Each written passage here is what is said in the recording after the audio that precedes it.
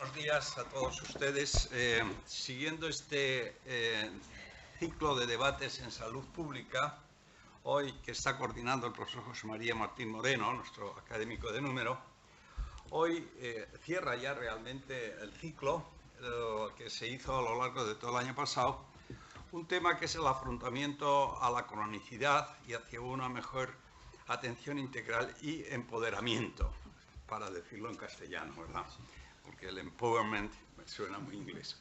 Bien, la realidad es que el doctor Martín Moreno ha tenido la brillante idea de que no fuera solo una intervención suya, como es el reto de la cronicidad y otros conceptos básicos dentro del empoderamiento, sino que también contáramos con la Consellería de Sanidad y que a través de sus dos representantes aquí presentes tuviéramos lo que es la visión de la experiencia que tiene la Consellería de Sanidad en este tema. Y yo quiero agradecer en nombre de la institución al doctor Juan Gallú Romero, que es miembro de la Dirección General de Asistencia Sanitaria y que representa en estos momentos a la consellera de Sanidad, ya que ha mandado un correo electrónico usando su presencia, y a la doctora Carmen Barón Avilar, que pertenece también a la Dirección General de Salud Pública de la Consellería de Sanidad Universal y Salud Pública, y que van a intervenir junto con el doctor Martín Moreno. Él hará más detallada presentación de cada uno de los dos ponentes, pero yo quiero, en nombre de nuestra institución, agradecerles su presencia aquí y agradecer también a José María el que haya hecho esta serie de sesiones, invitando también a que otros académicos aquí presentes y no presentes pues puedan hacer ciclos de la misma naturaleza. Por lo tanto, con esto yo cierro mi intervención y paso la ponencia al doctor Martín Moreno para que dirija la mesa y yo me siento ahí enfrente. Muchas gracias.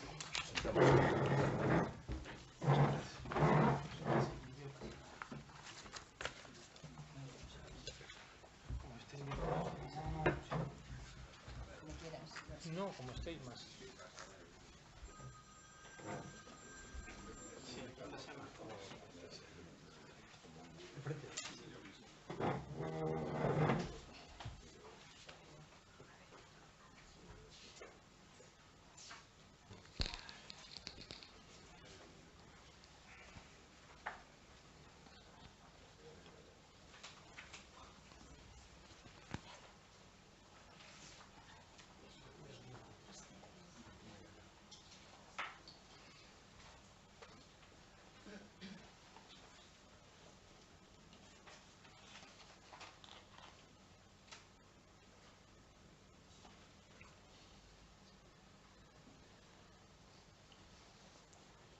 Pues muchas gracias, querido presidente. Amigos académicos de la Real Academia de Medicina de la Comunidad Valenciana, amigos todos. Como decía el profesor Antonio Llombar, en este caso lo que tenemos es el reto de cómo afrontar lo que es la carga de morbimortalidad más importante que nuestra sociedad tiene en este momento, que son las enfermedades crónicas llamadas así no transmisibles. En principio, pese a la espectacularidad de las enfermedades infecciosas, muchas veces otra de las sesiones que hicimos en este ciclo de debates fue sobre el Zika, que en ese momento preocupaba mucho. Posteriormente ha habido lo de la fiebre de Crimea-Congo, pero en realidad actualmente más del 80% de la morbimortalidad a nivel internacional es atribuible a enfermedades crónicas no transmisibles. Esto es la realidad. Que además del sufrimiento y discapacidad que generan, porque son enfermedades que no se curan pero se pueden controlar y duran mucho tiempo, pues evidentemente matan a unos 40 millones de personas cada año, tanto las cardiovasculares, el cáncer, las enfermedades respiratorias crónicas y la diabetes. No vamos a entrar en muchas cifras, sino en dar a grandes rasgos cuál es la situación. Además, si no solamente vemos lo que es la mortalidad en sentido estricto, sino además los años de vida ajustados a discapacidad, es decir, lo que es el sufrimiento, lo que puede ser, no solamente puede a lo mejor la vida puede estar presente, pero en ese momento con una serie de limitaciones. Esto se puede estimar muy bien a través de lo que se llama Disability Adjusted Life Years o años de vida ajustados a discapacidad. Y también se puede ver que las no crónicas, las enfermedades infecciosas, básicamente de carácter más agudo, se llevan como el 20% de esa carga de años de vida ajustados a discapacidad, mientras que el resto de enfermedades, incluyendo las neuropsiquiátricas, las cardiovasculares, el cáncer, las respiratorias, las digestivas, la diabetes, etcétera, se lleva el 80% de esa carga de enfermedad, que básicamente son los números de años perdidos debidos a mala salud, a discapacidad o a muerte prematura. Junto con ello se da la situación de que tenemos unas tendencias demográficas de un envejecimiento progresivo de la sociedad. Vamos viendo cómo el 30% de la población será mayor de 65 años, cómo a su vez ha aumentado de una forma espectacular lo que es desde 2010 a lo que se prevé que va a ser al 2060, esa población más envejecida, y por lo tanto es una necesidad de afrontar los problemas, porque junto con ese envejecimiento no se da la circunstancia de que añadir años a la vida se vaya a acompañar necesariamente de vida a los años. Es decir, aquí estamos viendo cómo va aumentando la expectativa de vida, la esperanza de vida, sin embargo, la libre de discapacidad no es así. Es decir, tenemos un gran reto de que estamos añadiendo años a la vida, pero no necesariamente vida a los años. Y junto con ello, además, viene asociado con un tremendo impacto económico. Recordemos, nuestros políticos evidentemente están preocupados por la sostenibilidad de los sistemas, porque al margen de lo que es la protección social, que incluye las pensiones, el desempleo, beneficios sociales, la sanidad, la salud, es el 15% de todas las administraciones públicas, de todo el gasto de las administraciones públicas. Es tremendo, y dentro de eso el 80% viene a ser esas enfermedades crónicas no transmisibles, con cifras como por ejemplo la diabetes afecta 90 billones de euros en 2012 y contrastadas estas cifras con posterioridad. ¿Y todo esto por qué? ¿Y qué factores contribuyen a una mortalidad prematura o a una morbilidad por enfermedades crónicas? Pues ya sabemos el esquema de Laframboise, que ya articuló en 1973 y que además asumió de una forma brillante el ministro Lalonde de Canadá en su libro Nuevas perspectivas de la salud de los canadienses, en la cual hablaba de que evidentemente los factores biológicos son importantes, pero cómo no, los servicios de salud tienen también su peso, y más aún los factores ambientales, pero sobre todo los estilos de vida y los factores llamados conductuales. Actualmente se le llama más conductuales, porque cuando hablamos de estilos de vida saludables son esos procesos sociales, tradiciones, hábitos, comportamientos de los individuos y grupos de población que llevan a la satisfacción de necesidades humanas para alcanzar el máximo bienestar. Eso es lo que sería la definición teórica, pero en principio se dice que son de responsabilidad individual, familiar y colectiva. Es la manera como la gente se comporta frente a la exposición a factores que pueden dañar la salud. El problema es que la persona es libre de elegir la forma en la que le gusta vivir. Esa es la pregunta que tenemos. Muchas veces no es así. Por eso el culpabilizar a la persona de que no ha comido suficiente fruta y verdura cuando a lo mejor no ha tenido acceso a esa fruta y verdura, pues no es justo. Entonces, la responsabilidad social es crear ambientes que fomenten hábitos saludables, que hagan más sencillo lo que es más saludable. Eso sería lo que deberíamos perseguir. Evidentemente, en su momento, en todas estas estrategias de enfermedades crónicas no transmisibles, se sabe que las 4 grandes enfermedades son las que hemos citado anteriormente: el cáncer, las cardiovasculares, las enfermedades respiratorias y la diabetes como fundamentales.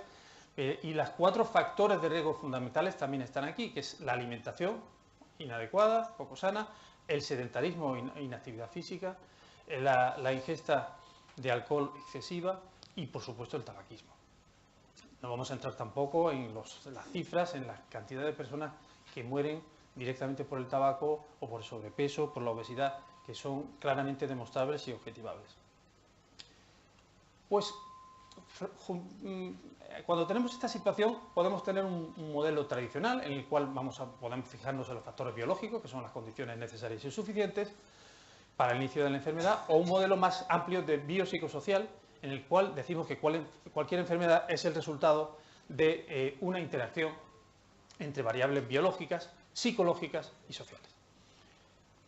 Esto es compatible además con la definición de la OMS como salud como estado de completo bienestar físico, psíquico y social, y no solo la ausencia de enfermedad o achaque. Y como sabemos que las causas que amenazan la salud son las enfermedades crónicas, los principales factores de riesgo son de tipo conductual y tenemos capacidad para actuar sobre ellos.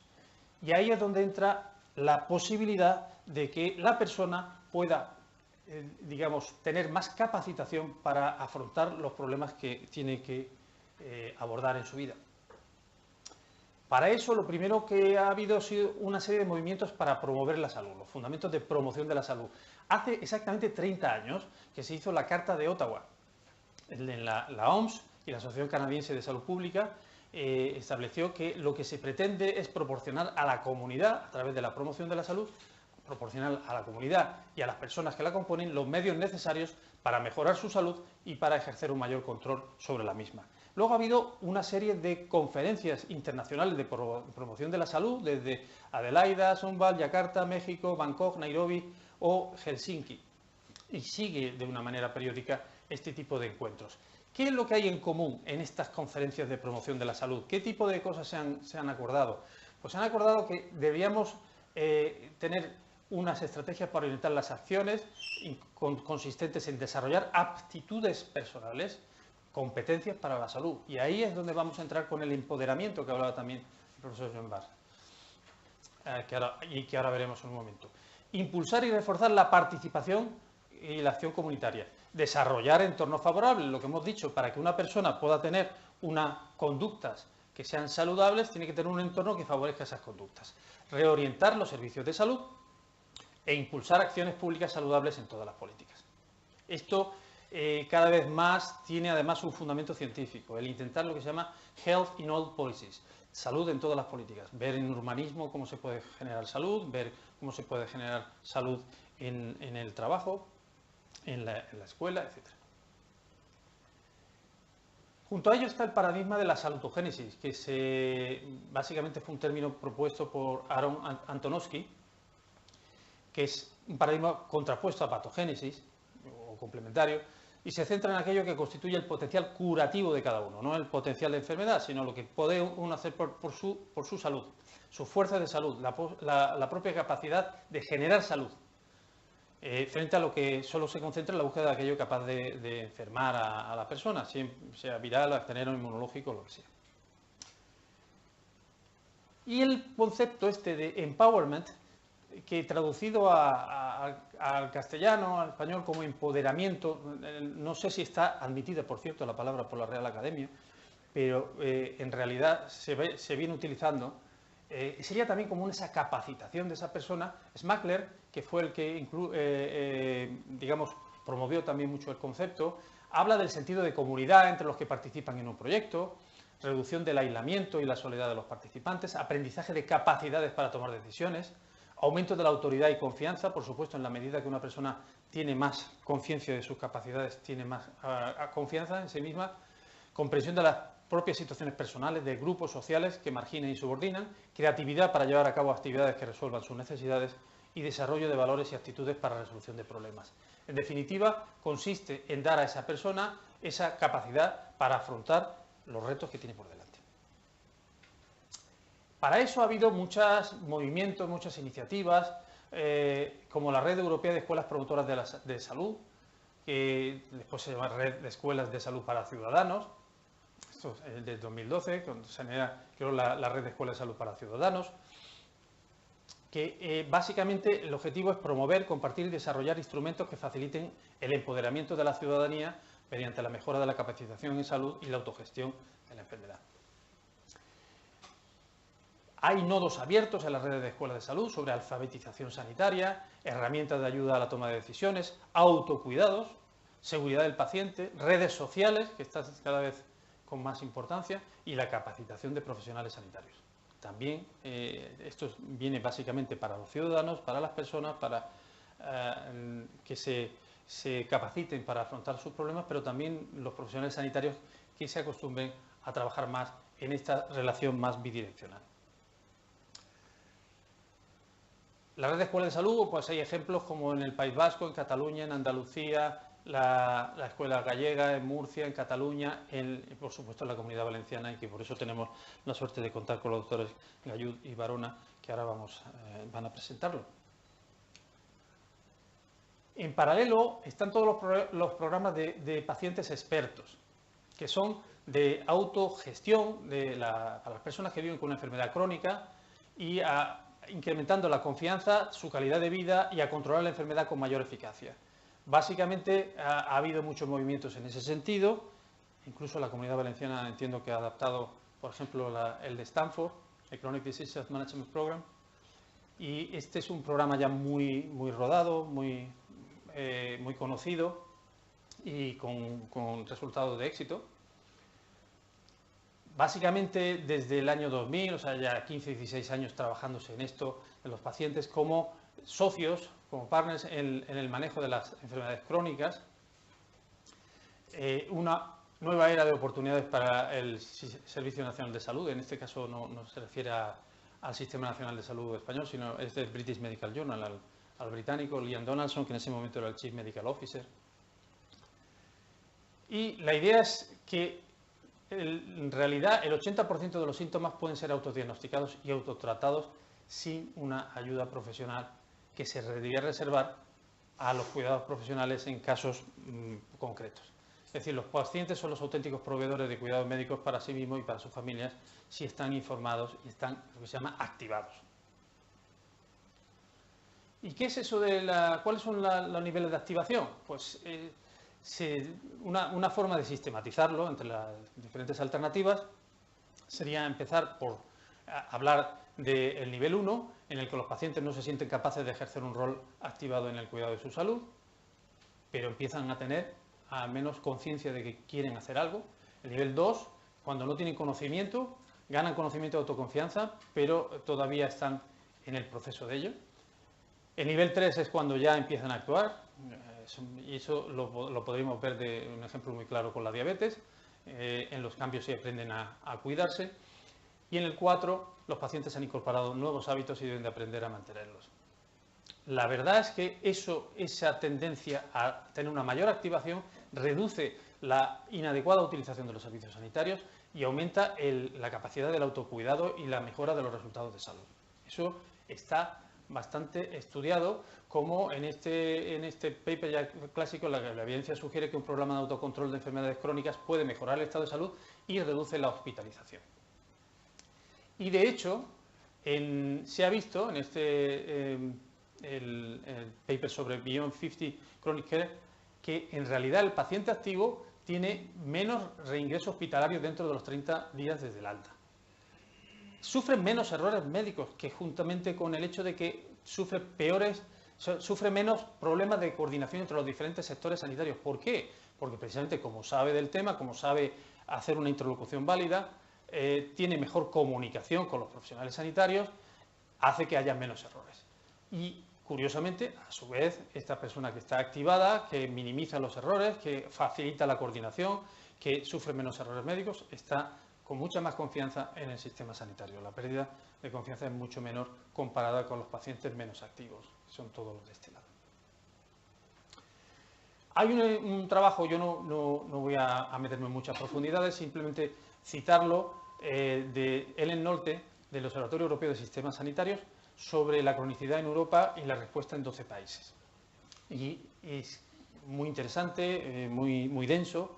En cualquier caso, las políticas implantadas han tenido básicamente 4 componentes clave del modelo de atención a la cronicidad: las políticas de atención en autocuidado y en la perspectiva del paciente. Luego, por otro lado, el modelo asistencial con identificación y estratificación del riesgo, que ahora yo creo que el doctor Juan Gallud luego comentará algo de la estratificación del riesgo. Las herramientas de apoyo a las decisiones clínicas, con las guías y los protocolos, y los sistemas de información clínica, TICs, acceso a la información terapéutica, etc. Yo tenía bastantes diapositivas que no voy a poner de las apps. Ahora están muy de moda todas las apps para un montón de enfermedades, y con los teléfonos móviles las pacientes están cada vez digamos, más seducidos por algunas aplicaciones que no siempre son totalmente eficaces, y por eso hay que hacerlas con rigor, pero de todas maneras esto es un mundo imparable, por supuesto, y la capacidad de esas tecnologías de la información y comunicación para comunicar, además para favorecer lo que son los cuidados coordinados entre profesionales sanitarios y los pacientes. Y básicamente las políticas implantadas, la respuesta ha sido de coordinación asistencial, manejo de la carga, equipos multidisciplinares, coordinación desde la atención primaria, cada vez es más claro, por supuesto con atención especializada, pero de la atención primaria, muy gran papel el de la enfermería, control y seguimiento por enfermería, y participación complementaria de otros profesionales como asistentes sociales, auxiliares de enfermería, ayuda en rehabilitación, soporte general del paciente, etc. Un pantallazo simplemente para decir que evidentemente en España tenemos una estrategia para el abordaje de la cronicidad en el Sistema Nacional de Salud. No voy a entrar a describirla, posiblemente los dos ponentes al menos mencionen temas o temas relacionados. Por supuesto existe una estrategia para el abordaje de la cronicidad en la Comunidad Valenciana, pero tampoco voy a decir nada que mejor que el doctor Juan Gallud Romero, de la Dirección General de Asistencia Sanitaria, que va a presentar la estrategia de cronicidad en la Comunidad Valenciana, y la doctora Carmen Barona, de la Dirección General de Salud Pública, que va a presentar el apoyo al autocuidado en pacientes crónicos, que es el programa Paciente Activo. Básicamente, y para concluir, una solución que se base en un nuevo modelo de atención a la patología crónica o dependencia es necesaria. Eso es absolutamente evidente. Integre los recursos existentes en el territorio en el que interactúan la atención a este perfil de usuario. Porque hasta ayer, o hasta hoy, lo que teníamos es que teníamos un paciente. El paciente llega a la clínica, es tratado, es dado de alta y desaparece de la pantalla. Es como si fuera una pantalla. Entra, está dentro de la pantalla y sale por otro. Pero esto ya no es así con estas afecciones y con esta situación. Un paciente aparece, es tratado por un equipo multidisciplinario, no por una persona solo o por un especialista, es dado de alta con un plan preventivo y de tratamiento, continúa en la pantalla con monitorización remota, historia clínica electrónica, cada vez más va a ser con sistemas electrónicos para saber cómo está, cómo se encuentra, qué necesita, y es activo, recibe apoyo continuo del sistema y en un momento determinado además coordina la parte sanitaria con la social, la sociosanitaria, porque muchas veces puede necesitar, especialmente a edades avanzadas o en un proceso de discapacidad, un apoyo especial que lo haga este sector sociosanitario verdaderamente efectivo. Comento que los enfoques de activos de salud también hay que explotarlo para ver qué nos hace más saludables, qué nos hace más fuertes, que a su vez recursos nos hacen afrontar más fácilmente situaciones de estrés, que hace que este lugar sea más adecuado para sobrevivir, que aporta una comunidad para mejorar la salud. Esto es otro tema apasionante que simplemente lo dejo ahí apuntado. Y finalmente, esto que hablamos en la Real Academia hace 3 años, este nuevo paradigma que propone reorientar los modelos de servicios de atención sanitaria para mejorar la atención a los pacientes crónicos mediante un abordaje integral, continuado y longitudinal. Es decir, prevención, diagnóstico precoz, tratamiento, cuidados paliativos cuando proceda, todo eso pivotando desde la atención primaria. Eso está claro que debe ser a partir de la cual se interconecta todo con la atención especializada y complementado lo anterior con la capacitación del propio paciente, el empoderamiento, y la coordinación con la atención social, de manera que el espacio sociosanitario sea efectivo para optimizar la calidad de vida de las personas. Pues sin más, yo creo que la parte más apasionante viene ahora y yo quería dar las gracias a todos los presentes porque poquito a poco la sala está más llena. Muchas veces yo siempre digo que la cantidad importa, pero la calidad es más importante todavía y la calidad está aquí garantizada. Muchas gracias por la atención y a continuación vamos a invitar al doctor Juan Gallud Romero para que presente su ponencia. Muchas gracias.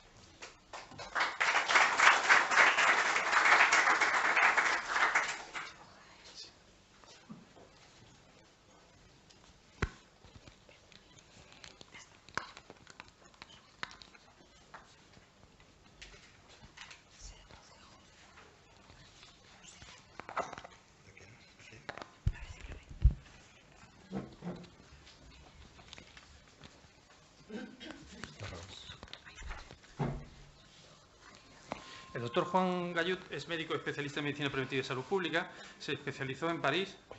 Durante los 5 años que pasó entre París y Bruselas, me contaba que realizó varios másteres en medicina tropical, en gestión de servicios sanitarios y estadística, epidemiología y sistemas operativos. Posteriormente, ya en España, completó su formación con un máster en gestión hospitalaria y trabaja en la Consellería de Sanidad desde 1987. Participó en la elaboración de la estrategia para la atención a pacientes crónicos en la Comunidad Valenciana y participa en el desarrollo de varios aspectos de dicha estrategia, especialmente la gestión de casos complejos y la plataforma informática de la cronicidad. Hasta hace un mes era jefe de Servicio de Integración Asistencial de la Dirección General de Asistencia Sanitaria, donde trabaja como jefe de sección. Muchas gracias. Muy bien, pues de entrada muchas gracias por estar aquí. Y yo en realidad ha sido una sorpresa que me dijeran que yo venía representando a la consellera de Sanidad, pero bueno, intentaré dejarla bien, vamos. Para mí también es muchos de los presentes aquí han sido mis profesores, ¿no? También es una cuestión, me siento un poco extraño, ¿no? Y otros también han sido colaboradores, ¿no? Por lo tanto, es una nueva situación para mí, pero me parece agradable, ¿no? Bueno, yo voy a intentar hablar, tengo unos 20 minutos me he dicho que esté, ¿no? No podemos abordar todo lo que es la estrategia de la atención a pacientes crónicos en la Comunidad Valenciana, pero yo iré sobrevolando un poco todos los trabajos y todo, más que nada la parte conceptual y algunas cosas, cuestiones prácticas, ¿no? Porque además el doctor Martín Moreno, digamos que casi ha explicado bastante bien un poco las bases sobre las cuales nosotros pues, nos hemos basado para construir nuestra estrategia de atención a pacientes crónicos, ¿no? ¿Qué es esto de la cronicidad, ¿no? A mí me gusta decir que la cronicidad es el motor de la transformación del sistema valenciano de salud, ¿no? Normalmente, hace años cuando empezamos con una presentación de este tipo, siempre empezábamos con el tema de la demografía, la epidemiología, etc. Pero ahora realmente, como que era una cuestión que iba a venir a futuro, pero realmente nuestra población ya ha cambiado. Esto ya es un hecho directo, ya no hace falta demostrar que la demografía, epidemiología, la tecnología ha cambiado, que la cultura de los pacientes ha cambiado también la economía. Y básicamente lo que se puede decir es que en la Comunidad Valenciana cada vez hay más enfermos crónicos y más complejos por muchas razones, por la pluripatología, luego intentaremos verlo un poco más, ¿no? Y esto ya tiene un fuerte impacto en nuestro sistema sanitario. Por ejemplo, aquí hay un estudio del País Vasco que ha trabajado mucho en el tema de la cronicidad y que hicieron un estudio entre 2009 y 2012, y entonces estos fueron los resultados que obtuvieron. Es decir, el 58% de las consultas de atención primaria están vinculadas a las enfermedades crónicas, 75% de las recetas, 63% de las consultas de los especialistas hospitalarios, 84% de los ingresos hospitalarios y el 77% del gasto total. Esto es un impacto enorme. Esto ya no es a futuro, esto ya es un impacto real sobre que lo estamos, digamos, sufriendo, ¿no? Luego en Andalucía, centrándose en el gasto, y bueno, ¿y cuáles son los componentes principales de este gasto? Pues básicamente eran tres: la farmacia, el ingreso hospitalario y luego las consultas de atención primaria. Estos eran los principales elementos del responsable del gasto sanitario. Pero luego, y esto hay que fijarse bien, los casos complejos suponen el 40% de este gasto. Ahora veremos esto qué significa, el 40% de este gasto. Todo ha cambiado, el entorno ha cambiado los pacientes, ha cambiado la tecnología, ha cambiado todo lo que hemos visto, ha cambiado, pero nuestro sistema valenciano de salud ha cambiado poco. Tenemos un sistema sanitario que está concebido para manejar lo agudo, lo urgente y lo curable, y realmente presta a los pacientes crónicos una atención que es episódica, que es fragmentada, que es a demanda, que es con un enfoque reactivo. Luego intentaré hablar un poco de todo esto. Y no está concebido para manejar ni lo crónico, ni lo sociosanitario, ni el final de vida, que es un poco lo que estaba diciendo anteriormente el profesor Martín Moreno. Aquí no estamos solos, aquí todas las comunidades autónomas estamos en este mismo problema. Europa, todos los países, digamos, occidentales, estamos aquí, ¿no? Tenemos unos excelentes servicios sanitarios concebidos para manejar bien lo agudo, lo urgente y lo curable, pero no lo hacemos bien ni lo sanitario, ni lo sociosanitario, ni el final de vida, ¿no? Y no es porque no hagamos actividad. Aquí, por ejemplo, se presenta las consultas médicas año en atención primaria en 2006, en promedio somos de los más altos en cuanto a actividad, ¿no? 8,1, estos son visitas en atención primaria por población. Por lo tanto, no es que no se haga actividad, sino que habrá que plantearse si la actividad que estamos haciendo es la adecuada o no es la adecuada, ¿no? ¿Y cuáles son las características que definen lo que es el modelo agudo y el modelo crónico? Voy a ir rápidamente porque si no esto sería muy largo, ¿no? Pero fijémonos primero en la columna de lo que es un modelo concebido para lo agudo. De entrada es reactivo. Reactivo, ¿qué significa esto? Significa que nosotros estamos sentados en las consultas esperando a que llegue el paciente. Estamos reaccionando cuando el paciente ya tiene un daño. Mientras que los pacientes crónicos lo que se propone es una actitud que sea proactiva, es decir, hay que ir a buscar a ese paciente crónico y no esperar a que venga. En el modelo agudo es un modelo que es curativo, básicamente enfocado al diagnóstico y al tratamiento, pero resulta que las enfermedades crónicas pues básicamente no se curan. Una vez se diagnostican, pues ya están diagnosticadas. Tratamiento, pues tienen tratamiento, pero en realidad, digamos, la aproximación adecuada debería ser el enfoque preventivo, es decir, que una vez tengan o evitar que lleguen a ser crónicos, o que cuando son crónicos evitar que no se deterioren, cuando se deterioran rehabilitarlos, y luego cuando están en final de vida, pues la paliación, ¿no? Esto no lo hacemos tan bien nosotros, no lo hacemos tan bien. El modelo agudo es hospitalocéntrico y el modelo crónico es comunitario. El modelo agudo está centrado en una patología, el modelo crónico está centrado en el enfermo y además suele ser, cuando es más complejo, pluripatológico. Y esto es un tremendo reto porque nosotros no sabemos cómo tratar la pluripatología. Hay protocolos, hay guías de práctica clínica para las enfermedades tomadas una a una, pero no tenemos resuelto adecuadamente el tratamiento de la pluripatología cuando varias enfermedades crónicas se juntan, y esto cada vez es más frecuente. El enfoque agudo es sanitario, el crónico es sociosanitario. Como ven, me estoy repitiendo bastante con lo que estaba diciendo el doctor Martín Moreno. Y el modelo agudo está enfocado en curar, pero el crónico, además de curar, porque no podemos curar, digamos, las patologías crónicas, tenemos que cuidar las patologías crónicas y luego aliviar cuando estamos en fase de final de vida. Otro punto es el paciente. En el modelo agudo, el paciente tiene una actitud pasiva y está desconectado del sistema sanitario, es decir, acude al sistema sanitario cuando tiene un daño hecho, habitualmente. Habitualmente es así, y es un paciente activo. Luego Carmen explicará todo lo que es el paciente activo y demás, pero como pone en la columna del modelo crónico, es fundamental que el paciente sea un paciente activo y además esté en conexión permanente con el servicio sanitario. No voy a continuar porque sería muy largo, pero este es el reto. Este es el reto. O sea, esta es la transformación que estamos buscando todos. De esto se trata. Transformar el sistema valenciano de salud. ¿Y qué hemos hecho en la Comunidad Valenciana? Bueno, pues nosotros hicimos una estrategia para la atención de pacientes crónicos en la Comunidad Valenciana en 2014. Y casi todas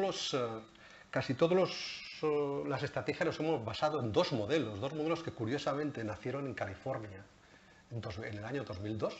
Curiosamente, los dos modelos que han inspirado a casi todas las estrategias europeas, españolas, comunidades autónomas, todos nos hemos basado básicamente aquí, que es el modelo de cuidados crónicos de Ed Wagner y que de forma muy sintética lo que dice es que, bueno, dado que el grueso de la atención a los pacientes crónicos se realiza en atención primaria, pues el modelo de cuidados crónicos supone repensar y rediseñar la práctica clínica en este nivel, sobre todo, ¿no?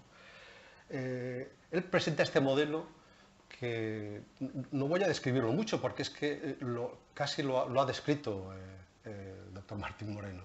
Es decir, hay que trabajar con la comunidad y con las políticas de salud, lo que ha hablado de salud en todas las políticas, lo de que, digamos, las políticas sanitarias sean lo más fáciles para la ciudadanía. También hay que trabajar con los recursos y organizaciones comunitarias. Por ejemplo, aquí están todos los recursos de los ayuntamientos, las organizaciones de enfermos, las ONGs.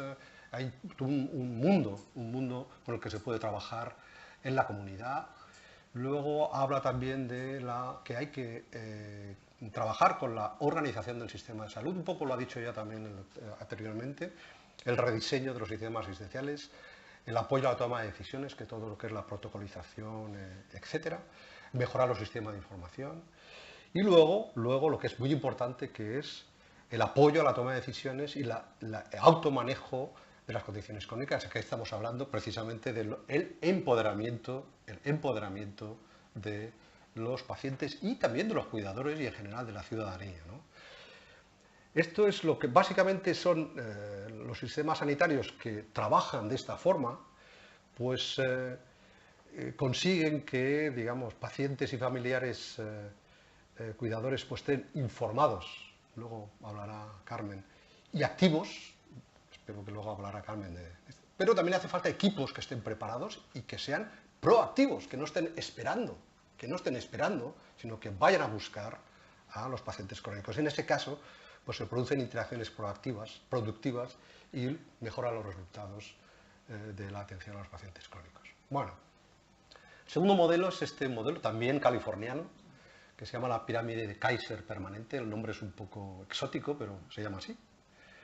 Y este modelo lo que viene a decir es lo siguiente, dice, mire usted, coja usted toda la población y estratifíquela, y entonces estratifíquela en 4 niveles. El nivel 0, que son sanos, se entiende que no tienen enfermedad crónica. Nivel 1, de riesgo bajo, que significa que solo tienen factores de riesgo. Riesgo moderados, que ya tienen las enfermedades crónicas las tienen ya presentes. Y luego el nivel más del vértice de la pirámide, que son los pacientes que tienen alto riesgo, alta complejidad, tienen pluripatología, etcétera, etcétera. Ahora luego intentaré hablar un poco de esto, ¿no? La idea es que, bueno, que los pacientes no vayan pasando de estrato, el sano no llegue a tener factores de riesgo, etcétera. Y lo que proponen es para cada estrato una estrategia diferente. Para el estrato de alta complejidad propone una estrategia de gestión de casos, para la de riesgo moderado, gestión de enfermedades, para el riesgo bajo, gestión de autocuidados, y luego para los pacientes sanos, promoción y prevención.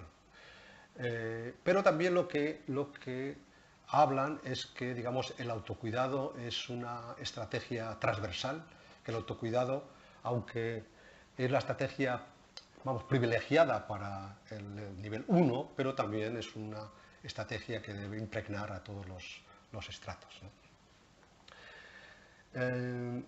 Nosotros hicimos esto es si tumbamos la pirámide, pues digamos que esta es Bisanteta. Nos hemos inventado un personaje que se llama Bisanteta. Es la misma Bisanteta, pero desde que es jovencita hasta que ella es mayor. Pues aquí de 0 a 39 años está sana y, bueno, promoción y prevención en la estrategia. Aquí ya empieza a tener hipertensión, dislipemia, sedentarismo, sobrepeso, es fumadora, y aquí básicamente la estrategia es autocuidados. Aquí 55-74 años ya empieza a tener diabetes, osteoporosis, insuficiencia cardíaca, y aquí ya hay que gestionar la enfermedad. Y luego ya cuando llega al nivel 3, pues ya lo que ocurre es que ha empeorado la insuficiencia cardíaca, ya es dependiente, ya puede estar entrando en la fase paliativa, y aquí hay que aplicar gestión de casos como estrategia. Y esto es evolutivo. Bueno, otro punto que me gustaría abordar es que no solo se ha cronificado digamos, la situación de los pacientes, ¿no? Sino que también se ha cronificado el presupuesto. No solo se ha cronificado, sino que ha bajado durante unos años. Y digamos que esto va a tardar mucho tiempo en recuperarse. Y esto va a condicionar mucho lo que nosotros tenemos que hacer, ¿no? Pongo aquí que se ha roto la ecuación del pasado. Antes lo que ocurría es que a más necesidad, pues más recursos. Esta era un poco la ecuación, ¿no? Pero esto ya no puede ser así. Esto ya no puede ser así. Esto lo dice Rafael Bengoa, que también es un gran experto en que yo sigo bastante, ¿no? Dice que, bueno, al problema multidimensional de lo que hemos estado hablando, ¿no? Pues hace falta una solución multidimensional que será más recursos, pero más recursos a recuperar aquello que perdimos, pero más recursos para hacer lo mismo no va a ser la solución. Es más recursos, más transformación, en el sentido que decíamos antes, transformación del modelo agudo al modelo crónico. Esta es un poco la situación y un poco también el reto, ¿no? ¿Y hacia dónde va esa transformación? Pues también un poco lo ha dicho Martín Moreno, es decir, que la transformación va en esta dirección. Menos en los hospitales y más en la comunidad. Menos en los hospitales y más en la comunidad. Si hablamos de más en la comunidad, atención primaria tiene un papel relevante, pero no solo la atención primaria. No solo la atención primaria. Hay que hacer más los pacientes y los cuidadores, que es más autocuidado. Hay que hacer más en casa porque los pacientes más complejos, que son muchos como ahora veremos, además son dependientes y hay que atenderlos en su domicilio. Y luego más con la comunidad, que es todo este trabajo de intervención comunitaria. Y luego más prevención. Esta es la transformación. Esta es la transformación, la dirección de la transformación. Bueno, pues esta es la orientación que nosotros queremos hacer con esa enorme merma que es la crisis económica, ¿no? Bueno, pues hemos ido avanzando algo.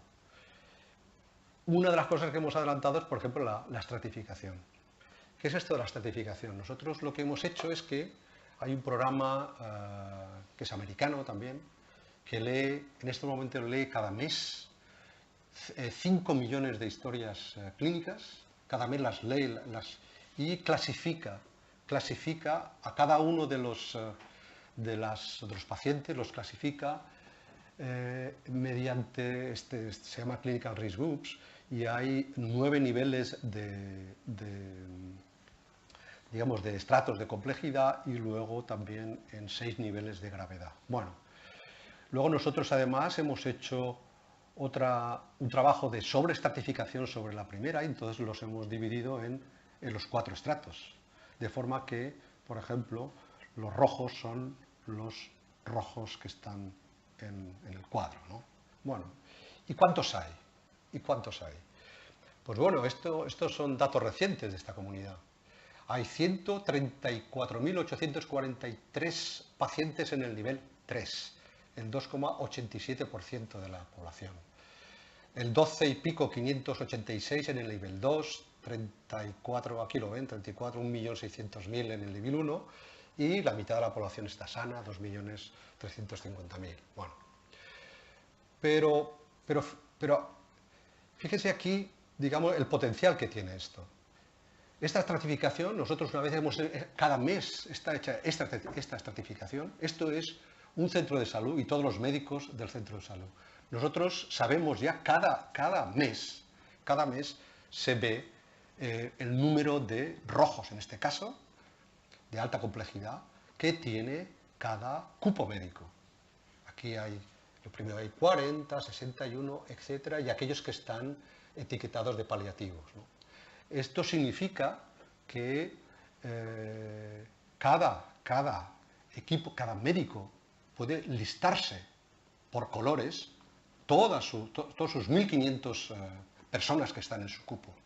Pero esto además nos permite ser proactivos, en el sentido de que si nosotros tenemos el listado con nombres, apellidos, dirección, teléfono de los rojos, pues nosotros lo que podemos es no esperar a que vengan al centro de salud. Nosotros podemos llamarles por teléfono y ser proactivos, ir a por ellos.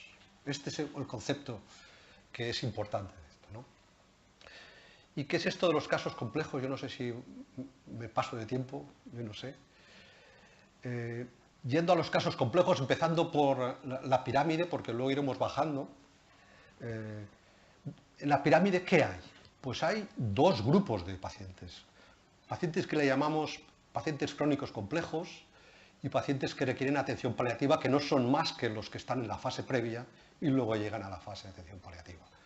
Estos dos colectivos, además, la mayoría pues son domiciliarios, hay que atenderlos en su domicilio y cada vez más presentan condiciones económicas adversas, ¿no?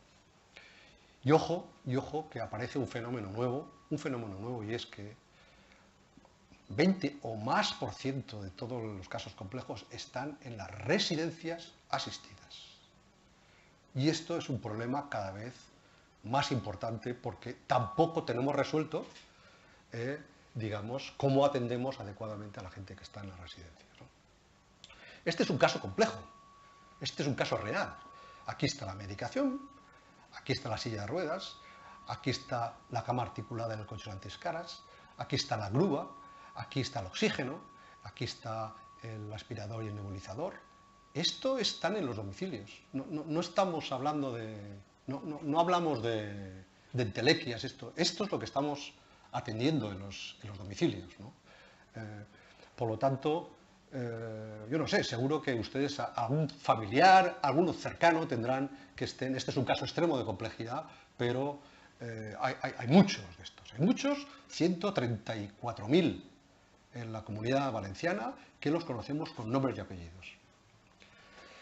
Y además otro fenómeno que ocurre es esto que también es muy interesante. Esto es el trabajo social sanitario de esta comunidad, las consultas de las trabajadoras sociales, digamos, por estrato. Como se ve, el 34% de toda la actividad de las trabajadoras sociales en nuestra comunidad va dirigida ¿a quién?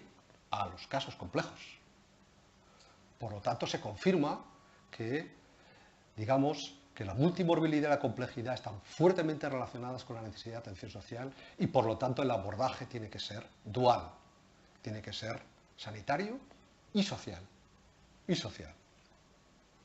Pero veamos además el impacto que tienen los casos complejos sobre el sistema.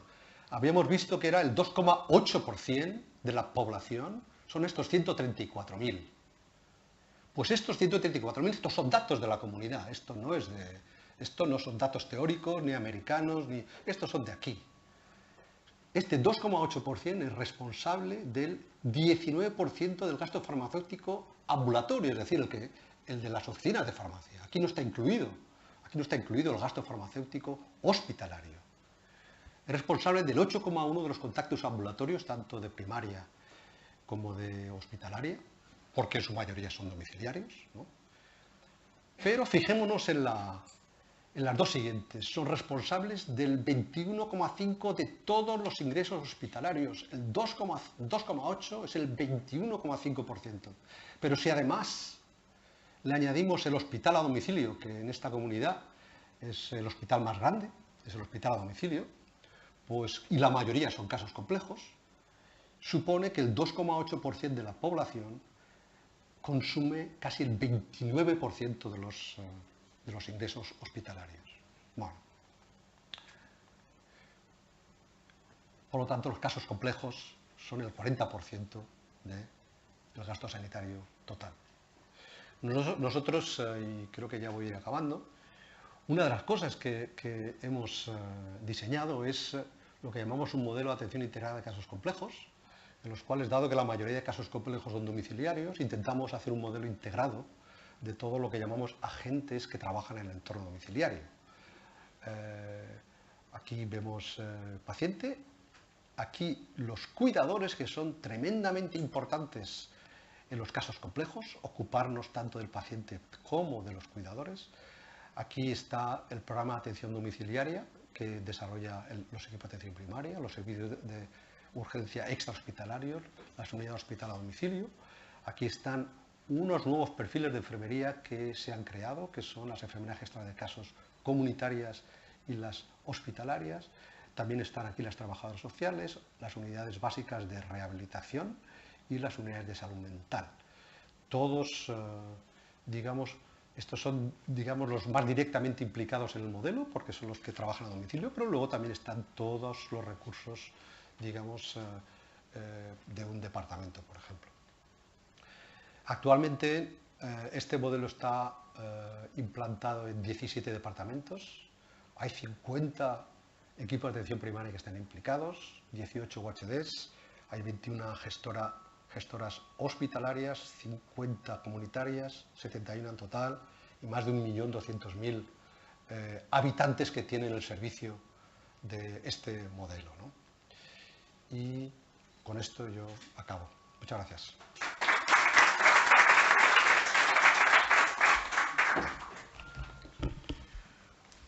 Muchas gracias al doctor Gayud por esta interesantísima presentación, que yo creo que va a suscitar además luego preguntas y comentarios en el debate. Y a continuación, pues invitamos a la doctora Carmen Barona, que es doctora en Medicina y máster en Salud Pública.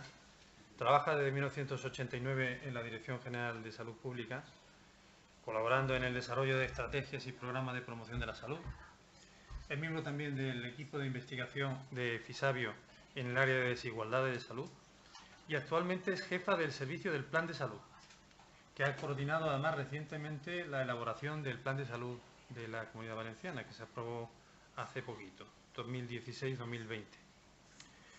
Uno de los cuyos pilares principales dice que es el desarrollo de la estrategia de la cronicidad, con lo cual se articula la reorientación que hemos hablado anteriormente del sistema sanitario, que lleva para todo, evidentemente, para todo el entramado organizativo una gran potencialidad de impacto. Vinculado a ello, ha coordinado el diseño e implementación del programa Pacient Actiu, en colaboración con la Dirección General de Asistencia Sanitaria, y precisamente ese es el tema que hoy va a sintetizar, por lo cual además agradecemos muchísimo su presencia. Gracias, Carmen. Muchas gracias, José María, y muchas gracias a todos los asistentes por habernos invitado a participar en esta sesión, el presidente.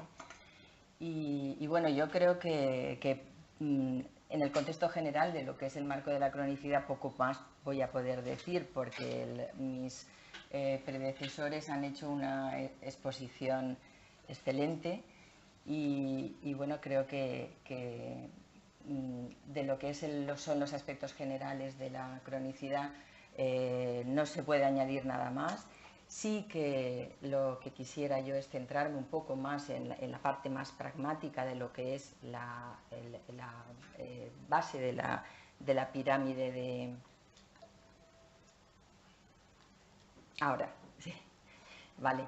Bueno, retomando un poco el planteamiento que se ha hecho en cuanto al despliegue del modelo de atención centrado en la cronicidad con la estratificación de la población, desde un punto de vista de la salud pública, creo que los dos estratos más interesantes desde los que se tiene que plantear son el del estrato de población sana, que constituye el 50%, como acaba de comentar Juan Gayud, y el de la atención a pacientes con factores de riesgo o con inicio incipiente de enfermedad crónica. Creo que estos dos estratos constituyen realmente el grueso de la población y donde además pues supone que debería ser más fácil el poder actuar. Yo al hilo de esto quisiera un poco también comentar que en cuanto a lo que son las inversiones en el sistema de salud son muy elevadas, pero realmente en resultados en salud suponen un 20% de la mejora de la salud de la población. Yo quisiera un poco también aludir a la importancia de actuar sobre las causas de las causas y retomando un poco la idea de lo que son salud en todas las políticas que ha comentado el doctor Martín Moreno y la importancia de invertir en otros sectores que no son el sanitario, pero sí que realmente tienen una incidencia en cuanto a lo que son los resultados en salud de la población. De los factores estructurales y entornos pues como el urbanismo, el medio ambiente, que realmente están teniendo una incidencia cada vez mayor en las enfermedades, en la producción de enfermedades crónicas. Bueno, y hecho un poco este inciso, como comentaba, pues mi intervención se va a centrar un poco en contar la experiencia en la Comunidad Valenciana de lo que es la aportación a el abordaje del estrato de población de bajo riesgo.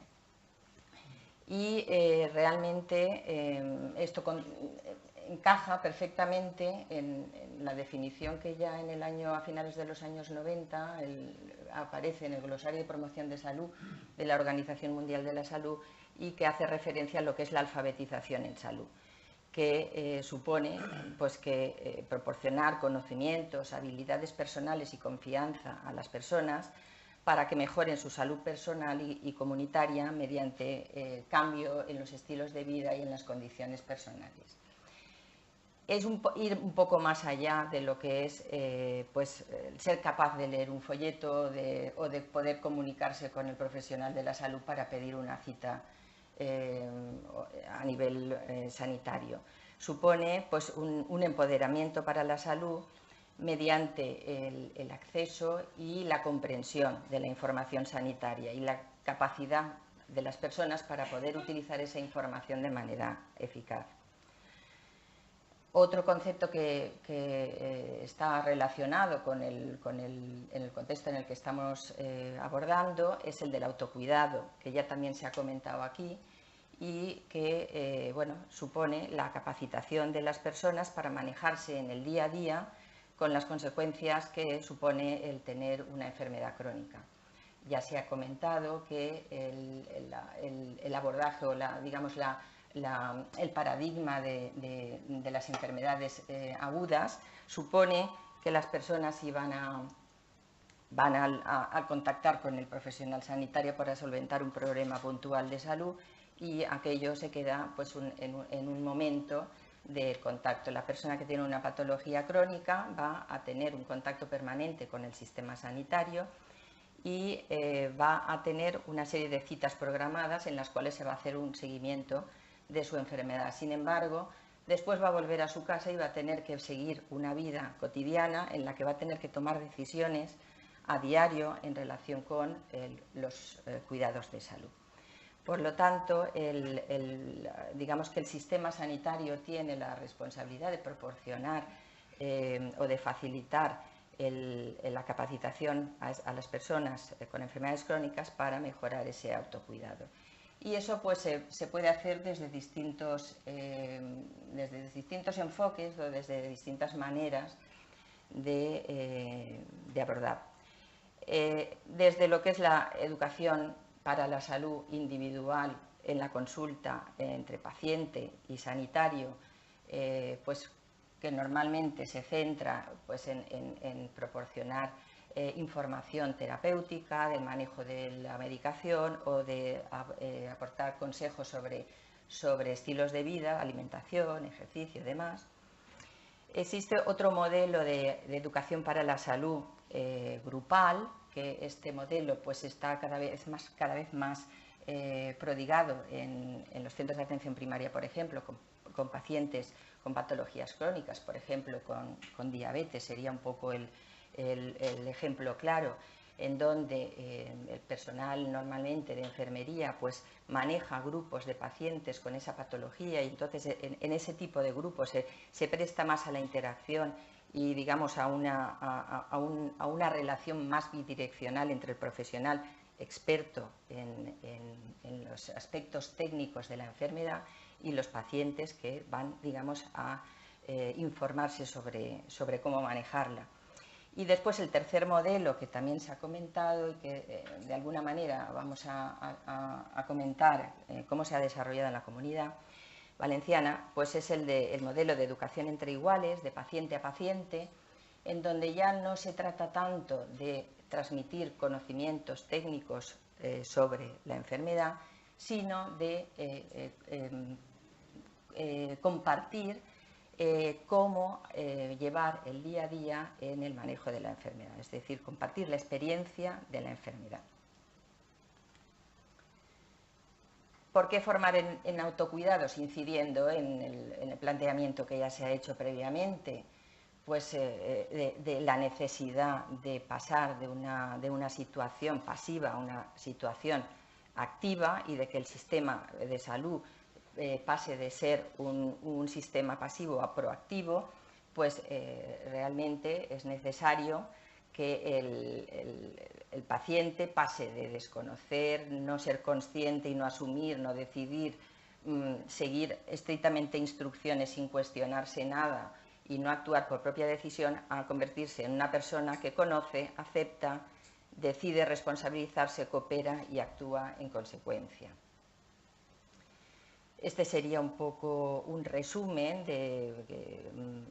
lo hemos obtenido de una publicación en la revista JAMA, en donde se plantea un poco el cambio de paradigma, que ya se ha comentado, ¿no? en donde el modelo tradicional pues, sitúa al sanitario, al médico, como responsable, como el que toma las decisiones, como el que tiene por objeto que el paciente cumpla sus instrucciones, etcétera, a un modelo en el que se sitúan, digamos, como colaboradores el sanitario y el paciente. Bueno, seguimos con los conceptos. El tema de la educación entre iguales, incidiendo en este tema, pues la educación entre iguales tradicionalmente se ha utilizado mucho en el contexto de la educación entre jóvenes, ¿no? que el modelo de rol parece ser que es mucho más efectivo cuando se transmiten las ideas o los conceptos en educación para la salud entre iguales en circunstancias como la adolescencia, y este modelo, pues en el caso de la cronicidad se ha comprobado que es un modelo que también es útil, porque de lo que se trata es de la idea fundamental que tiene entre los educadores entre iguales es que los alumnos y los docentes comparten la experiencia común y el deseo de ayuda y de aprender del otro. ¿Qué ventajas tiene este modelo de educación entre iguales? Pues una mayor credibilidad percibida por el grupo al que va dirigida, ya que el educador tiene los mismos intereses que el resto de las personas del grupo. No se percibe el educador como una figura de autoridad, actúa más como facilitador que como profesor, ya que el peso de la enseñanza recae sobre el alumno. Y además tiene el incentivo o la posibilidad de que el alumno pueda convertirse en educador, lo cual es importante también en este modelo.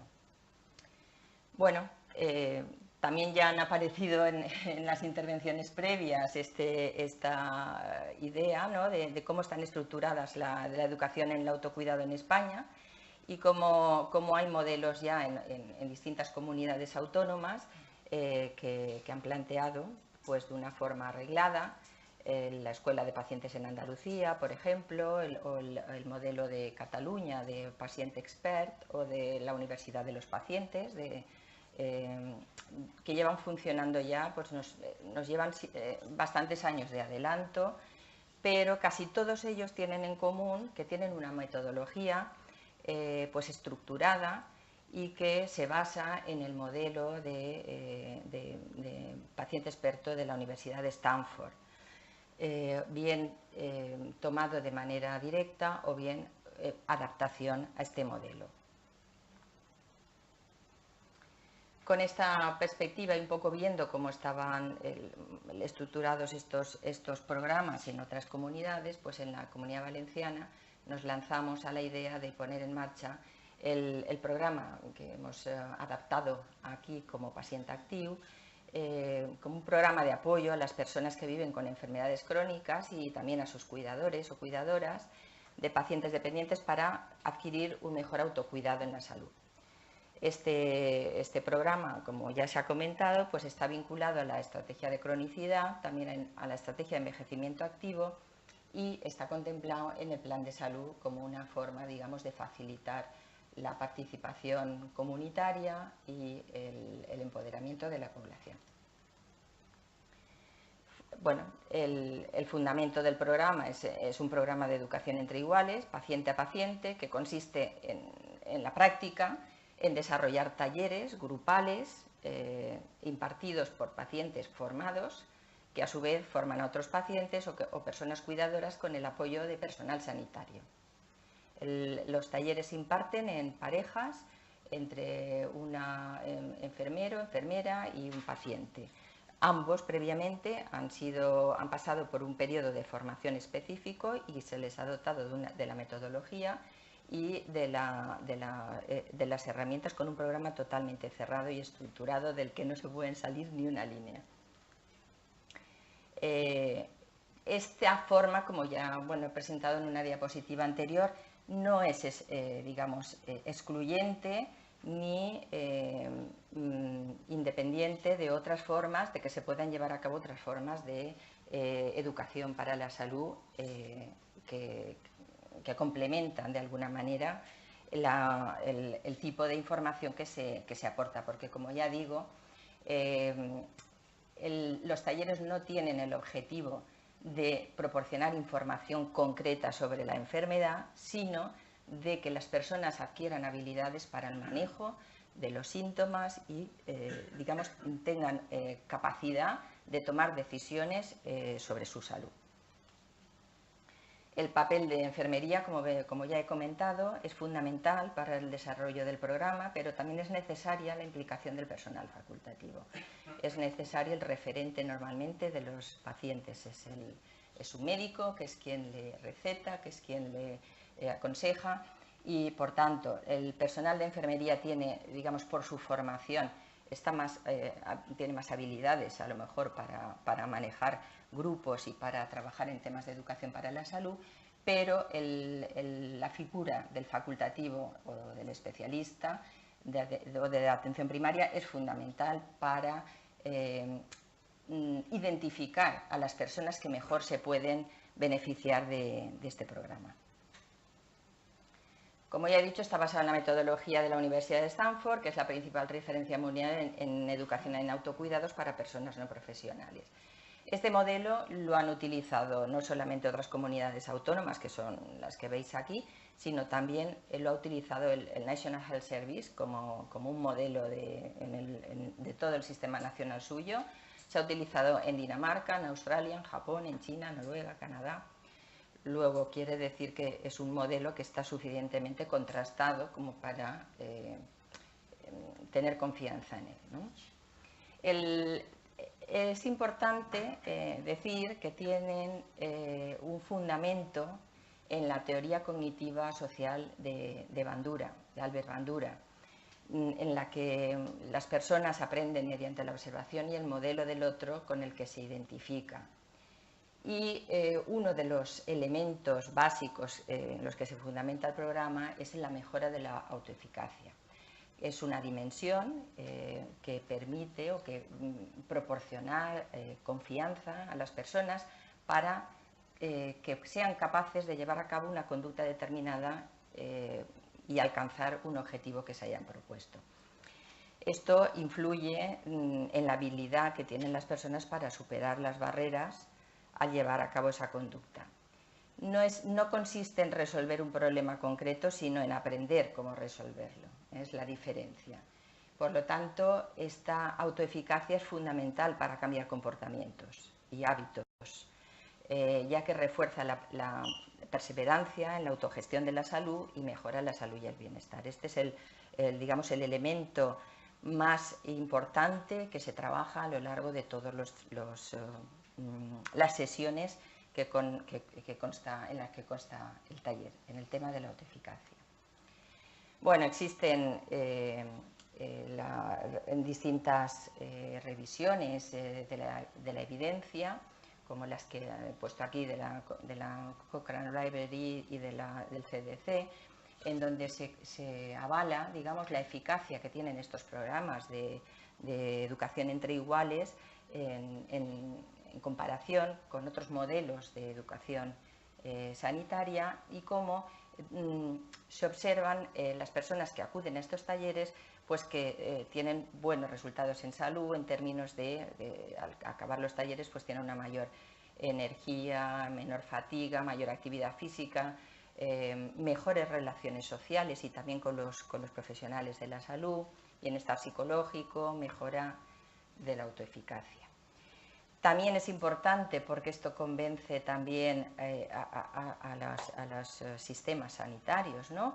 En cuanto a ver que las personas que tienen mayor confianza en sí mismas y son capaces de tomar decisiones acuden menos a los servicios de salud, hay menor utilización de los servicios de urgencias y ingresos hospitalarios de estancia media, menos visitas de carácter ambulatorio, menor coste sanitario, por tanto. Ventajas que tiene el método por el que hemos optado, pues que es versátil y que se puede utilizar para el abordaje de diferentes patologías crónicas. Como bien ha comentado el profesor Martín Moreno al principio, muchas de estas patologías tienen factores de riesgo comunes: el ejercicio físico, la alimentación, el consumo de tabaco, el consumo de alcohol. Abordando estos aspectos de una manera general, pues vamos a tener posibilidades de incidir sobre enfermedades como la diabetes, las cardiovasculares, el cáncer, etc. Y además es efectivo en diferentes niveles socioeconómicos y educativos, lo cual también es una ventaja. No requiere que las personas tengan un nivel especialmente elevado, porque el modelo es accesible para los distintos niveles de educación. Bueno, también se han hecho estudios de evidencia para conocer cuáles, si se mantienen los efectos de las personas a largo plazo, y bueno, se ha comprobado que efectivamente pues hay un cambio de actitud y hay un cambio en los hábitos en cuanto a la actividad física, manejo de síntomas, etc. También en la salud psicológica y en la utilización de los servicios.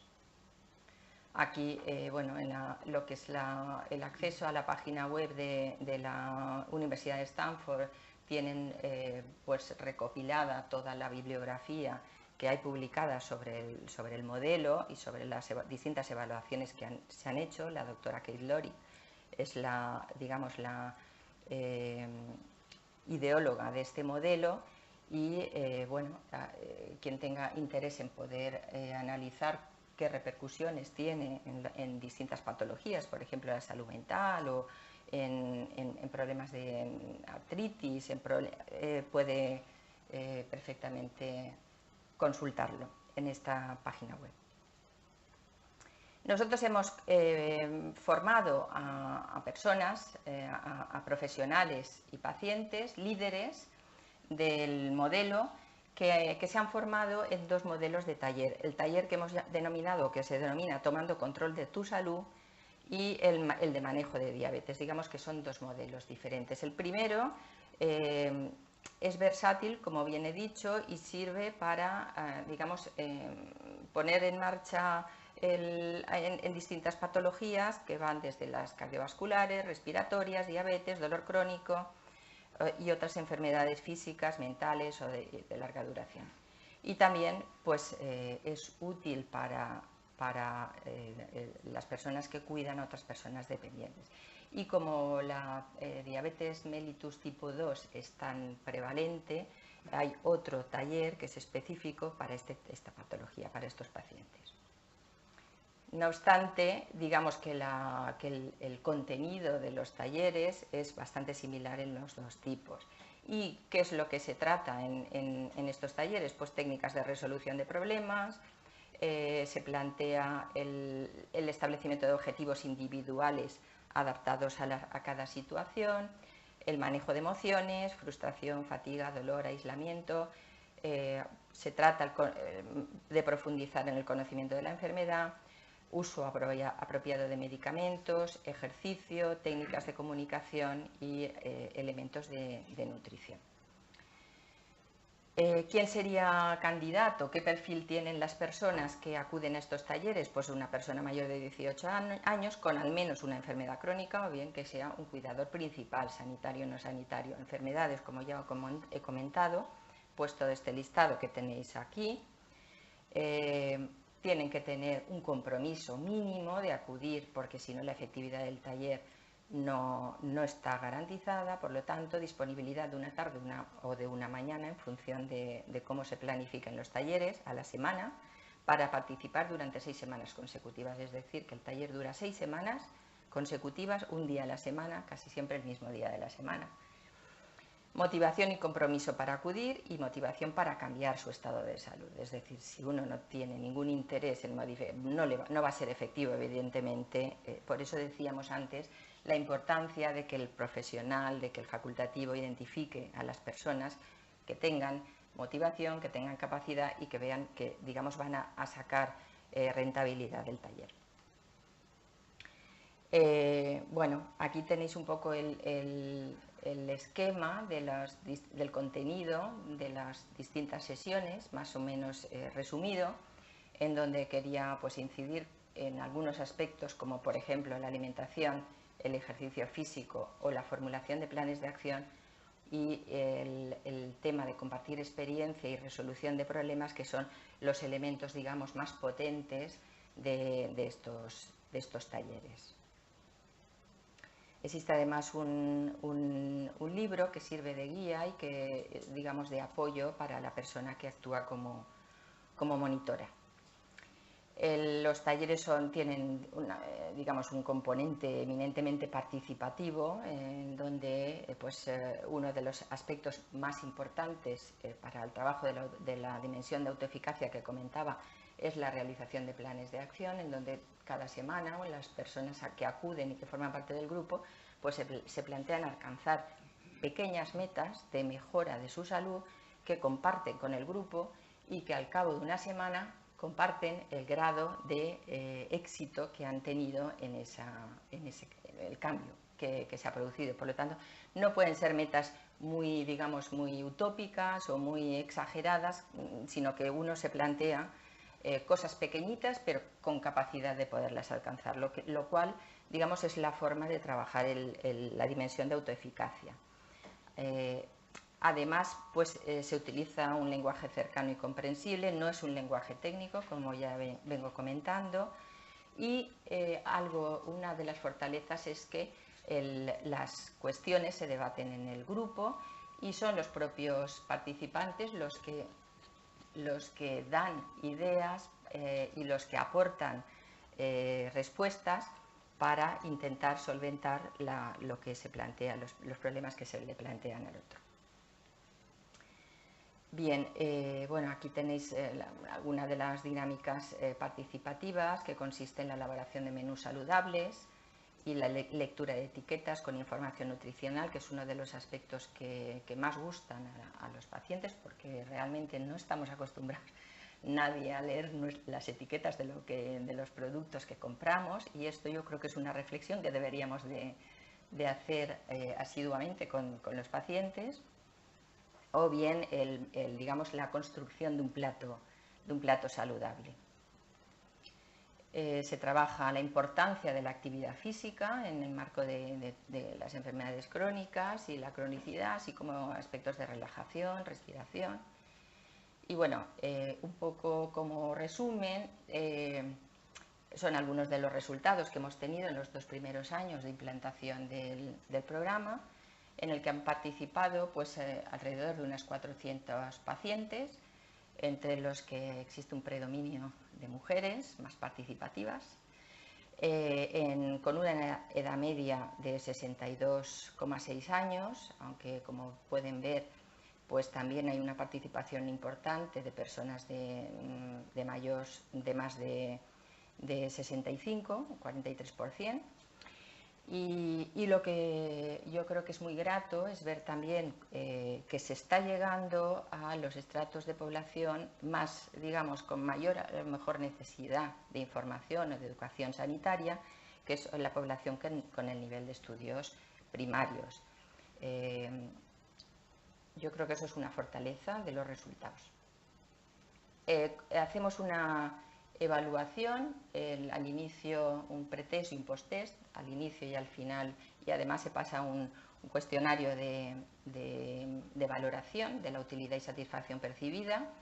Y bueno, como pueden ver, esta es la opinión de los pacientes que han acudido, lo que han respondido, en donde pues la verdad es que la valoración es bastante elevada en cuanto a lo que es la utilidad, cómo perciben ellos la utilidad para el manejo de los problemas de salud. También es importante ver cuando dicen que recomendarían el taller o que volverían a realizarlo. Algunas opiniones de los pacientes sobre lo que más les ha gustado, pues la implicación del grupo, la fuerza del grupo, las experiencias y ayuda para entender y conocer la enfermedad, la comunicación entre los participantes, les resulta ameno y les ayuda a conseguir metas, los planes de acción y la participación activa, saber comer y el ejercicio físico, poder compartir con otros enfermos crónicos. La dimensión de la autoeficacia de la que he hablado, pues vemos cómo entre el inicio y el final del pretest y el posttest se produce una mejora en la confianza que tiene el paciente, que tienen los pacientes para ser capaces de realizar las tareas o su actividad diaria sin que sobre ello interfiera ni la fatiga, ni el dolor, ni el estado emocional. Esto yo creo que es muy interesante para ver la eficacia del programa. También en algunos aspectos de los hábitos alimentarios, como el incremento en lo que es el consumo de frutas y verduras, vemos que las personas que al inicio del taller tomaban una pieza de fruta se incrementa al final en un 69% o en un 64% el tema de la verdura y así sucesivamente. Y finalmente esta que como resumen un poco, ¿no? que expresa las mejoras en la calidad de vida en general, ¿no? Como las personas que valoran el que las cosas les han ido bien en la última semana con el nivel máximo, los 2 niveles máximos de puntuación, pues se ha incrementado entre el inicio y el final del taller. Y bueno, finalmente, pues como conclusión yo diría que el programa es un modelo de educación en autocuidados que es bien aceptado y eficaz para el fomento de la autoeficacia y de algunos hábitos de vida en pacientes con enfermedades crónicas y que viene a complementar otras iniciativas en educación para la salud que llevan a cabo los profesionales con otros enfoques. Y nada más, gracias.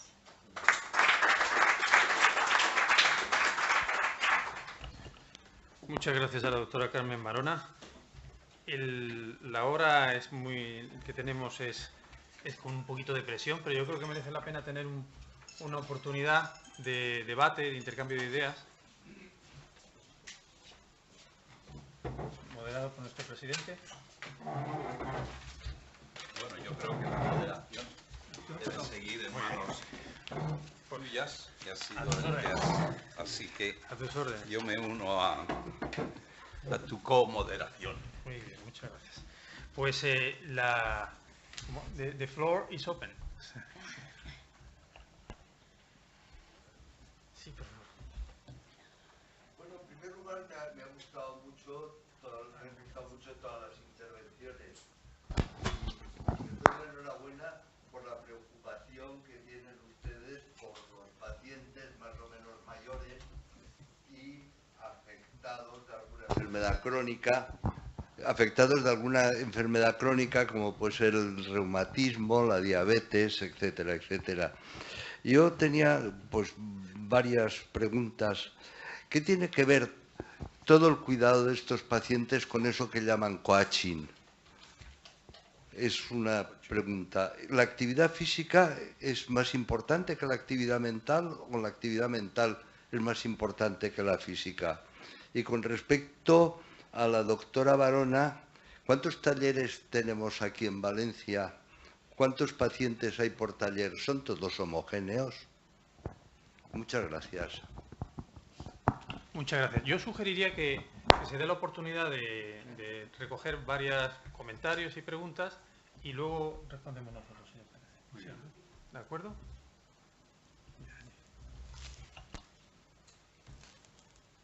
Sí, hola, buenos días. Enhorabuena a todos los ponentes, ha sido muy interesante. Yo también quería añadir a las dudas que ha expresado el compañero del público previamente, y añadiría una pregunta sobre los talleres a la doctora Barona, que es también me gustaría saber cómo reclutan a si se hace directamente a través del centro de salud, que un poco hace la criba sobre cuáles pueden ser los pacientes que puedan ofrecer mayores posibilidades de resultado y de éxito, o bueno, cómo se hace. Y la siguiente pregunta es en general para cualquiera de los ponentes que se atreva a contestar, y sería, aquí está claro que programas como Paciente Actiu, ¿no? Permiten implicar a determinadas partes de la población. Pero según esta pirámide o este ciclo de vida de esa mujer que ha aparecido ahí, ¿no? Eso me ha llamado mucho la atención. ¿Cómo involucrar a las personas que no tienen ninguna patología todavía diagnosticada? Gente como puede ser yo, que no tengo en principio que he conocido nada. ¿Cómo se puede implicar a gente sin patologías diagnosticadas en la autogestión de su salud y el cuidado hoy por hoy? Gracias. Muchas gracias. El doctor Juan Brines y después... Querría hacer unos comentarios a todo el curso y también a las participaciones de hoy. Querría antes que nada centrar en un tema que posiblemente parezca heterodoxo, y es lo que la medicina actual debe de centrarse en lo que es la salud. La medicina actual, como la anterior, la pasada, etcétera, etcétera, se va a centrar en la enfermedad. Y es fácil de entender. Mantener o promover la salud, su objetivo es no estar enfermo. Si todo el mundo estuviera sano, ni la sanidad, ni los médicos, ni ningún profesional harían falta. Es decir, eso debe, por principio, para evitar los recursos fáciles a cosas que son obvias. Yo, primeramente, querría de verdad agradecer la información que he recibido a lo largo de todo este curso. De verdad, riquísima. De verdad. Hoy, por ejemplo, la aplicación de esta información a la práctica de la Comunidad Valenciana, lo quiero también agradecer. Soy conocedor de algunos de los avances que se han hecho. Por ejemplo, la extracción de los diabéticos de los hospitales ha sido un logro impresionante.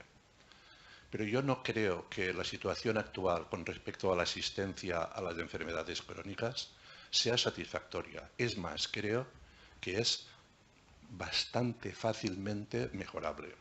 Porque tenemos conocimiento de la realidad, pero nos falta voluntad para cambiarla.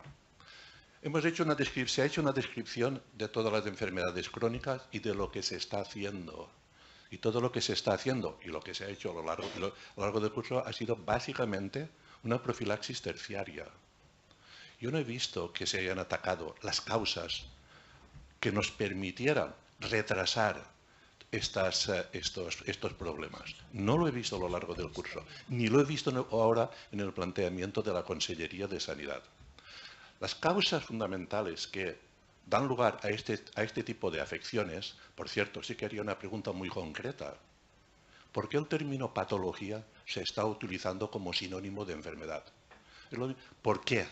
¿Por qué tenemos que renunciar a la lógica, a la utilización científica de los términos? Bueno, entonces, con respecto a esto, en cierta forma, a mí me da la impresión que se está surfeando. Se está haciendo una descripción de la realidad, pero no se está entrando en las causas de la misma.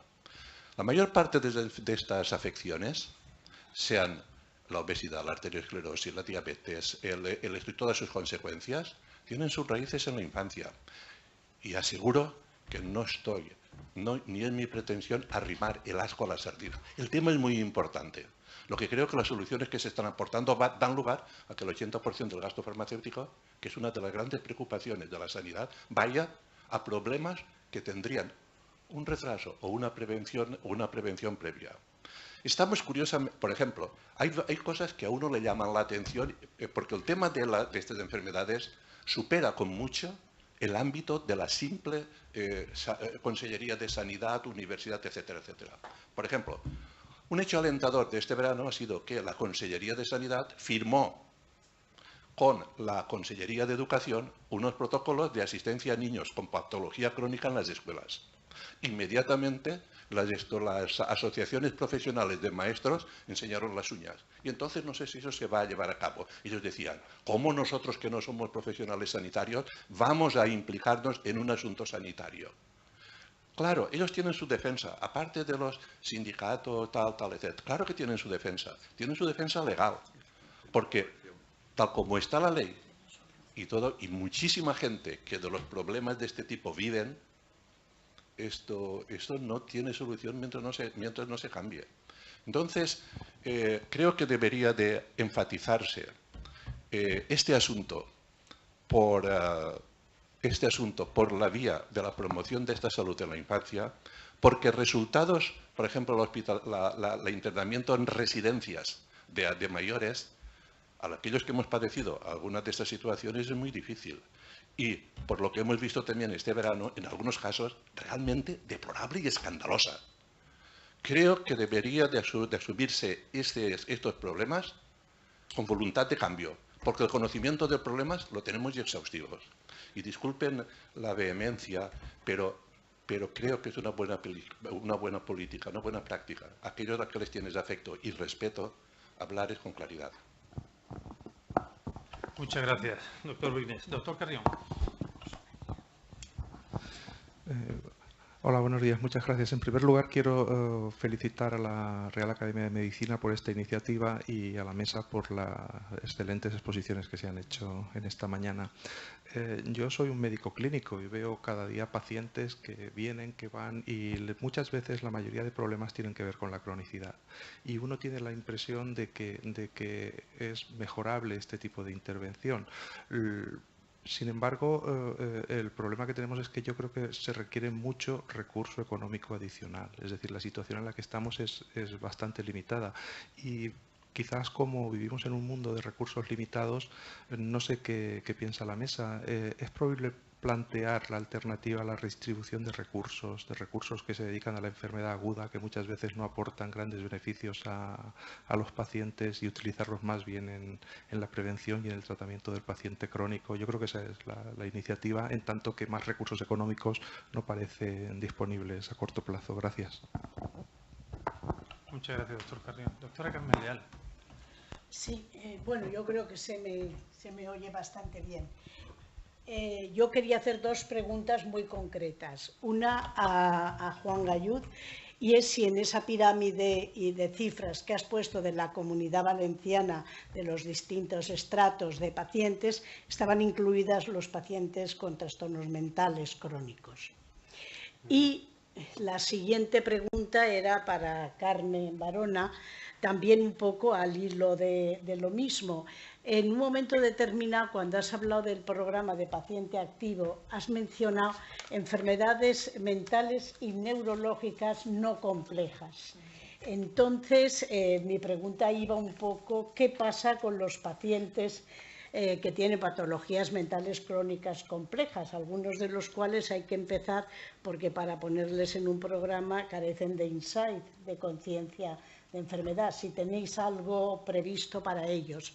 Y por el comentario del doctor Carrión, pues yo siempre he planteado, cuando se plantea un programa como este, tengo que decir que me ha encantado estar hoy aquí, porque es de los lugares donde he aprendido muchísimo, es que a veces hay cosas que no son cuestión de dinero, que no son cuestión de más recursos económicos, sino de mejor utilización o, como en algún momento se ha dicho, de transformación, y de transformación de actitudes, que a veces son mucho más difíciles de cambiar que una auténtica subvención económica. Nada más. Yo creo que ahora le damos la oportunidad a la mesa, salvo que haya alguna cosa muy candente. Si no, doctora Carmen Barona, ha habido preguntas además concretas, muy concretas, y otras genéricas. Responda lo que veas. Bueno, sí, yo lo que quiero es un poco comentar que, al hilo de lo que acaba de decir la doctora Leal, realmente esto es un cambio de paradigma, lo ha comentado también Juan. El cambio de paradigma no solo para los pacientes, sino también para los profesionales, y lo digo para contestar un poco lo que habéis preguntado, lo que se ha ido preguntando. algo que se intenta implantar nuevo en los servicios de salud, pues tiene adeptos y tiene gente que no es adepta, tanto desde los profesionales como desde los pacientes.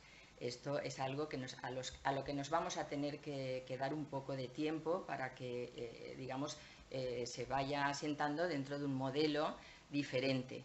En ese sentido, bueno, los talleres se han ofertado en todos los departamentos de salud de la comunidad. Se ha ido haciendo un proceso de formación en cadena, se llama bola de nieve, ¿no? Formando líderes que a su vez forman pacientes. Y se ha intentado, un poco siguiendo el modelo que también se ha planteado aquí de comunitario, implicar a otras estructuras, no estrictamente, digamos, no ligar los talleres al centro de atención primaria o al hospital. También alguien me había preguntado al respecto, creo que has sido tú. De manera que se identifique más con el terreno de la comunidad. Y de hecho, muchos de estos talleres se han desarrollado en centros sociales, en centros comunitarios cedidos por los ayuntamientos, pues la Casa de la Cultura de Villarreal o el centro, etcétera, ¿no? Entonces, de alguna manera desvincularlo de lo que es estrictamente el centro sanitario. Y bueno, el número de talleres pues ha sido diferente porque la respuesta ha sido diferente en unos lugares y en otros. Se intenta que se implique fundamentalmente los centros de atención primaria, pero también está abierto a la identificación de pacientes a nivel de los especialistas, endocrinos, otras especialidades hospitalarias que puedan tener interés, rehabilitadores, reumatólogos, etc. ¿Cuántos talleres se han hecho? Pues he dicho más o menos que se han formado unos 400 pacientes y de una manera, digamos, heterogénea, distribuida, pero bueno, esto es una bola de nieve que va a ir creciendo progresivamente. Y respecto a lo que comentabas de salud mental, pues a mí me impactó bastante uno de los primeros talleres que se hizo en Castellón. Pues lo típico, que no encontrábamos manera de apoyo por los centros de atención primaria y demás para captar pacientes. Y entonces, bueno, se apuntaron personas con problemas de salud mental. Yo creo que había alguna persona incluso con esquizofrenia, ¿vale? Y aquello, claro, las personas que hacían de monitoras estaban bastante preocupadas por si podía aquello distorsionar el grupo. Pero ¿cuál fue la sorpresa? Que se hizo una reunión posterior para presentar el programa y una de las personas que acudió sentada en una mesa como las que estamos hoy aquí para contar un poco su experiencia del programa era una de estas enfermas. Y la verdad es que fue emocionante. A mí me emocionó sinceramente porque ella agradecía enormemente digamos, cómo se había empoderado y cómo eso le había facilitado la relación con su entorno. Sobre todo destacaba eso. Pero claro, la prevención era un poco importante al principio porque son enfermos. Claro, exactamente, sí. Que yo creo que sí que es, digamos, factible el que colaboren pacientes con patología crónica mental. Muchas gracias, doctor Juan Gallud. Bueno, empezando por la doctora Leal, pues digamos que en el concepto de caso complejo sí que está incluido el trastorno mental grave. Y entre esos rojos que aparecen pues hay trastorno mental grave, que en general tiene más cosas, también tiene comorbilidad, etcétera, ¿no? Pero sí que está incluido, sí que está incluido. Y haciendo una intervención un poco general, intentando responder a dos o tres preguntas, ¿no? Estamos hablando de lo que llamaba de la transformación. La transformación es una transformación muy relevante y que implica un cambio cultural enorme. Es un cambio cultural enorme. Los cambios culturales tardan muchísimo en implantarse. Digamos que todos todos están implicados, quiero decir que, por ejemplo, el sistema sanitario tiene que abordar esta... Vale. El sistema sanitario y los profesionales sanitarios tienen que abordar esta transformación. No estamos preparados para... Nos han formado para otra cosa, y esto es diferente. Por lo tanto, será largo y no será fácil, porque además también hay muchos intereses en los colectivos profesionales, ¿no? Luego hablaré un poco con lo del coaching, ¿no? Pero luego también hay, digamos, todos tienen que cambiar, también los pacientes tienen que cambiar, un poco lo que estábamos diciendo, ¿no? Esto también es un cambio cultural, los cuidadores también tienen que cambiar, pero también tienen que cambiar luego, digamos, los colectivos y las organizaciones, digamos, comunitarias, y también lo que tiene que cambiar son las políticas a nivel de lo que hablaba Martín Moreno, de salud en todas las políticas. Pondré solo un ejemplo de la importancia que tiene, intentando contestar a una pregunta que se planteaba aquí, ¿no? El otro día estuve viendo en la televisión un programa que era sobre, digamos, la obesidad. Y entonces estuvo bastante bien el programa, hablaba de la obesidad y hablaba de que la obesidad, hay un problema enorme en nuestra sociedad, es la obesidad infantil. Estamos ya a un nivel de los más altos de Europa. Hemos alcanzado la obesidad infantil a Estados Unidos, que eran los... Y entonces también en el programa salía lo siguiente, que era muy ilustrativo, ¿no? Decía, le preguntaban a un colectivo de gente obesa que, bueno, ¿y usted cómo ha llegado a esta situación?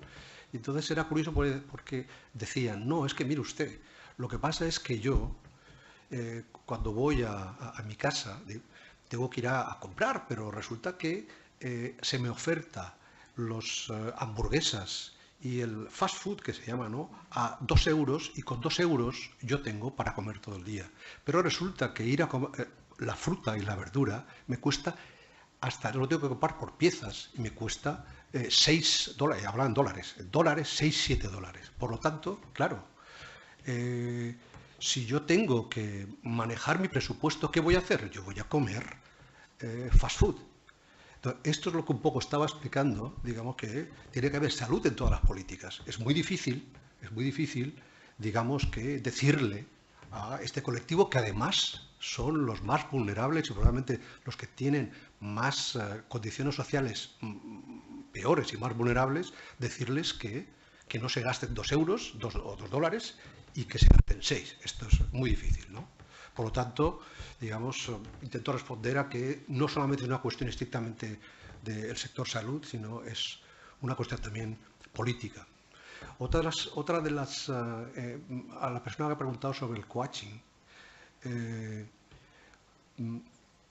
todos los colectivos profesionales tienen además que cambiar en el sentido de la transformación que yo estaba hablando, ¿no?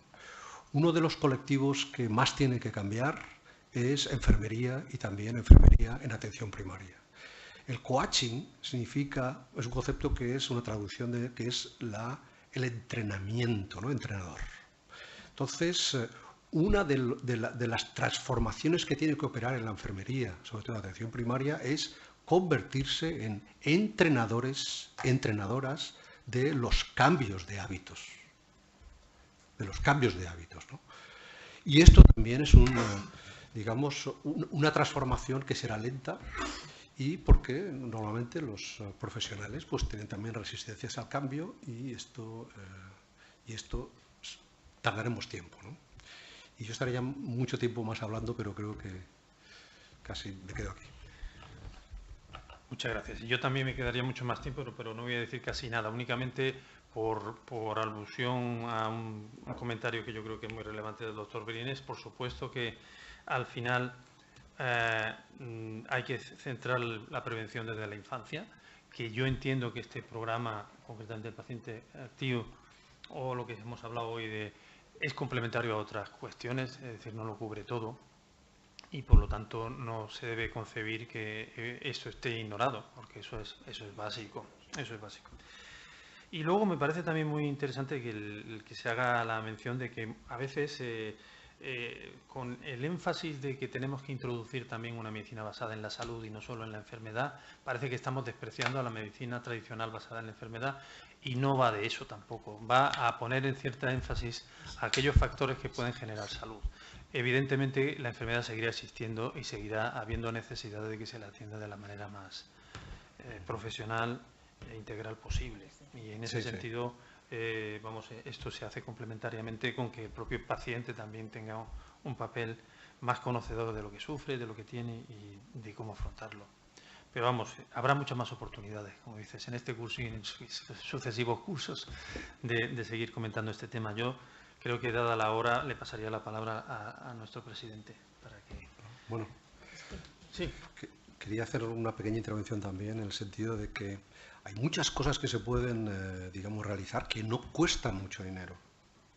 Hay muchas cosas que se pueden hacer que no cuestan mucho dinero y, bueno, no quiero ser breve, ¿no?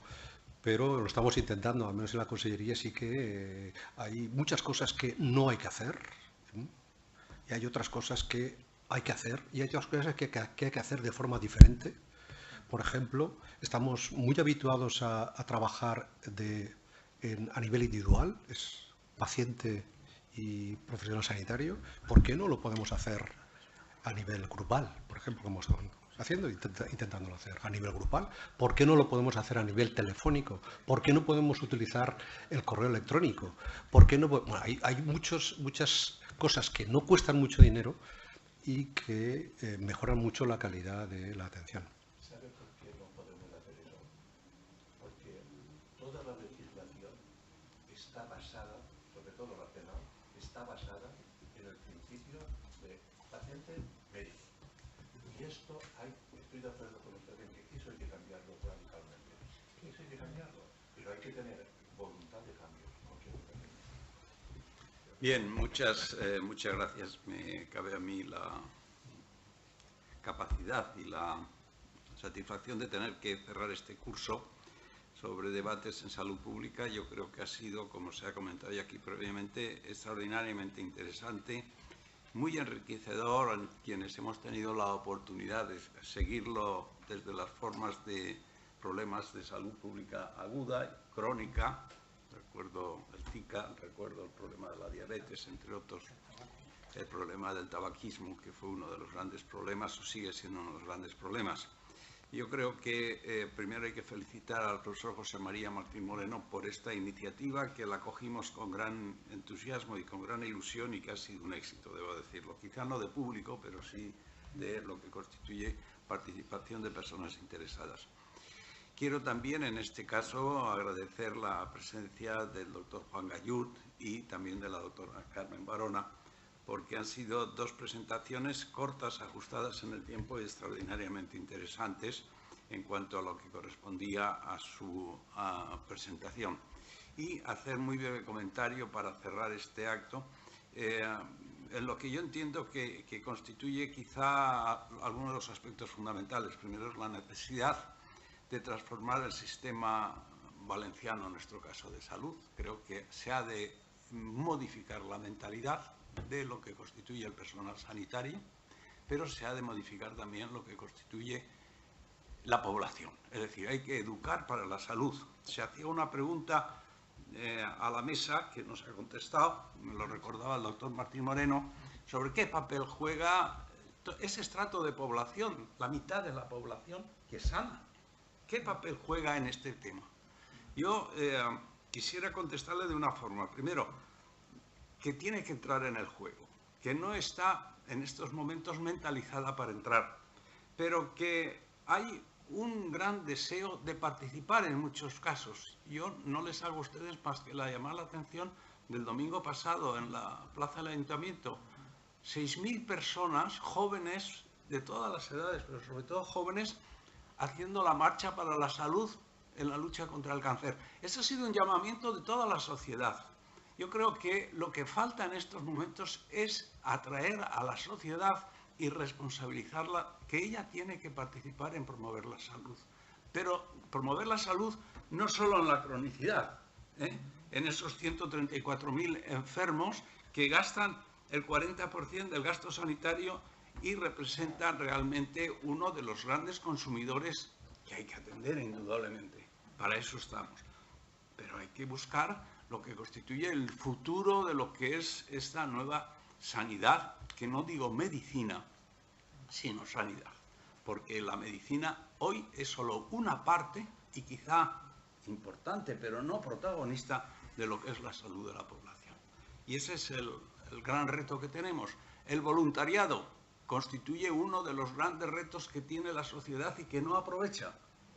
Y que hay que aprovecharlo mucho más, porque ese voluntariado en la tercera edad, con personas que están padeciendo propios problemas, aunque no sean de los mismos que están tratando en estos talleres del paciente activo, es